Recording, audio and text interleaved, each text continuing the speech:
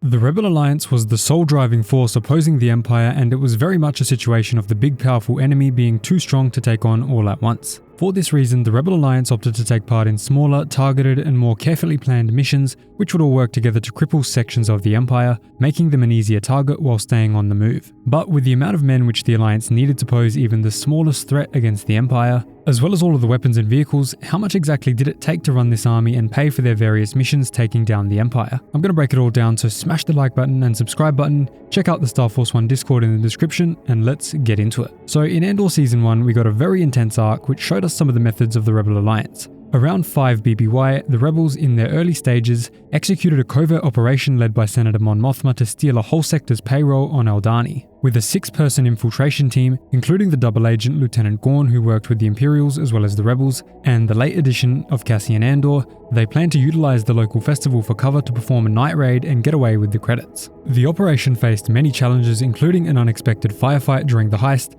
and multiple casualties. After a successful escape, the team regrouped, which is when Andor eliminated a potential traitor, Arvel Skeen, and departed for Niamos, his temporary holiday home. The payroll that this entire mission was centered around was a total sum of 80 million credits, which sounds like it could be a lot of money, but since we don't know exactly how much the Rebel Alliance budget is, it could also be very little. So in order to gauge how significant this haul was, we'll use it as an isolated example of Rebel fund acquisition and see just how far the money would stretch when spent on various vehicles, weapons and so on. Of course, this will be rough because we don't have any solid numbers in canon or legends, but it should still be a good estimate that scales up in relation to how many similar heists were performed. What we'll do to figure this out is look at a couple of battles that the rebels were in and try to calculate the rough cost of each of them. First up, we'll break down the Battle of Yavin, the iconic event which ended in the destruction of the first Death Star. This entailed a total of 30 fighters and bombers working together in an attempt to destroy the Death Star before it was able to successfully destroy the rebel base, holding some of the most powerful leaders of the Alliance movement. There were 22 X-Wings which cost 65,000 credits each used, so 22 of them would be 1,430,000 credits.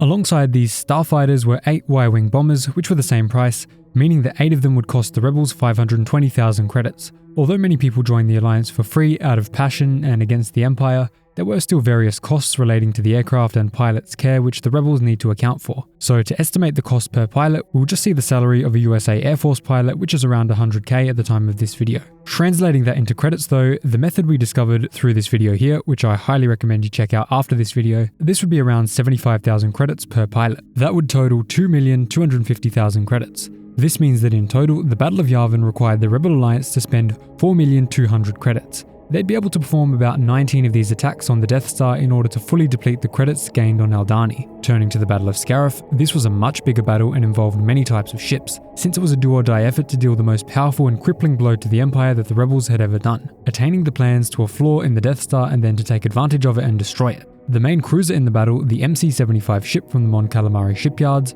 run the rebels about 88 million credits per ship, so it would take more than the entire Aldhani raid just to afford one of these huge cruisers. 3 Nebulon B frigates were utilized in the battle, one of which were tragically demolished by Vader's ship as soon as it arrived, and these cost 8.5 million credits each, so all 3 would come out to about 25.5 million credits. 4 Brahatok gunships were also present. These offered extremely heavy firepower, each costing 1.4 million, meaning that the full squad would be 5.6 million credits just for them. The Saferna class corvette, one of which got that legendary kill against not just 1 but 2 Star Destroyers, retailed for 1 million credits each, so 3 of them participating in the battle would total to 3 million credits, and the 6 CR-90 corvettes, one of which was Princess Leia's ship, were priced at 1.2 million credits each, bringing them to 7.2 million credits altogether.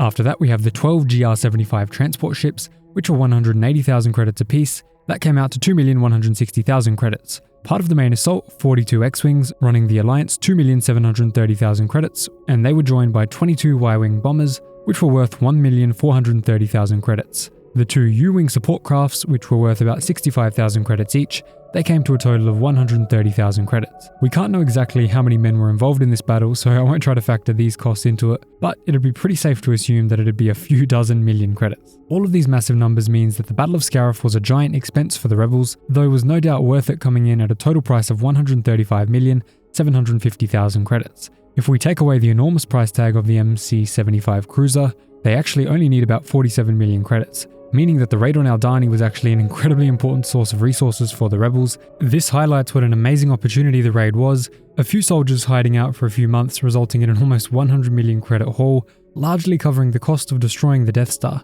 Now here's where things get really rough. We can take the average between the costs of the Battle of Scarif and Yavin, multiply that by the number of rough amount of major battles which took place in the Empire's reign, and through that get a rough idea of how many credits the rebels needed for their many years of stealth operations and battles. Some battles will be large and some smaller like Yavin, so the average will give us a rough picture of how much things may have been. There were around 25 major battles, and the average credit value is 69,975,000, which brings us to an estimate of 1,749,375,000 credits. This would require 20 Aldhani-like raids to amass such a stack of credits, which would take a very long time and a lot of deep Imperial connections. Obviously there's more to factor in here, such as weapons, bombs, fuel and so on, but there aren't any solid numbers on any of that, not even on the amount of troops that the rebels had, so this is unfortunately the best we're going to get. Even though the estimate of the credits and the whole army might be very dodgy, we can at least see how far credits from the Aldhani heist could stretch, and it was a really excellent opportunity for the rebels. So I hope you guys enjoyed that massive calculation. If you did, leave a like, subscribe down below, join the Star Force 1 Discord in the comments